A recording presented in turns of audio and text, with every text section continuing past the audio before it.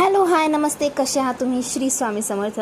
तर आज होता शुक्रवार आणि तसं काही वेगळं नव्हतं, आज रोजच्यासारखंच होतं. पण आज मी एका अशा डिशचं इन्व्हेन्शन केलं ते जे तुम्ही पण ट्राय केला तर तुम्हाला पण खूप आवडेल. तर इकडे आल्यानंतर सर्वात पहिला काम केलं, आपलं आवडीचं चहा बनवलं स्वतः. तर हे ब्रेडचं पाकिट संपवण्यासाठी ॲक्च्युली मी चहा बनवलं होतं, कारण की हे कधी संपणार. तर मग माझ्या डोक्यात एक युक्ती आली हे ब्रेड लवकर संपवायची. तर ती मी दाखवतेच पुढे. पण पहिला मस्तपैकी चहा आणि ब्रेड खाऊन घेतला, पहिला पेटपूजा.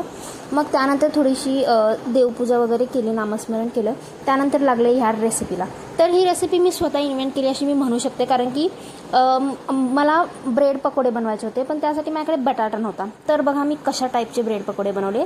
तर इकडे सर्वात पहिला ब्रेडचे जे स्लायसेस आहेत ना, त्याचा कडा वगैरे काढायची काही गरज नाही आहे. त्यानंतर इकडे मी ब्रेडचे स्लायसेस करून घेतले. त्यामध्ये बारीक चिरलेला कांदा, बारीक चिरलेली मिरची, ओवा हातामध्ये पिसून, हळद, तिखट, मीठ आणि थोडंसं बेसन आणि पाणी घालून हे मस्त असं पिठासारखं एकदम मळून घ्यायचं आपल्याला.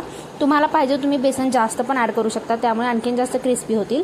तर अशी हे भजीसारखे तुम्हाला तेलात सोडायचे आहेत. तेल एकदम गरम गरम झालेलं आहे आणि मी इकडे हे तेलात सोडून घेतले आणि असं तळून घेतले.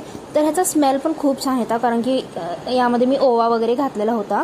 आणि खायला तर काय विचारूच नका. मला ही आत्तापर्यंत मी का नाही ट्राय केले असं वाटत होतं, इतकं अप्रतिम झालं ना. तर तुम्हीही नक्की ट्राय करून बघा आणि कसे वाटले मला कमेंट करून सांगा. तुम्ही असं फ्री टाईम वगैरे असेल किंवा रोज रोज तेच भाजी खाऊन जर बोर झाले असेल ना, तर हे वाला नक्की ट्राय करून बघा. भेटूयात पुढच्या व्हिडिओमध्ये. Thank you for watching.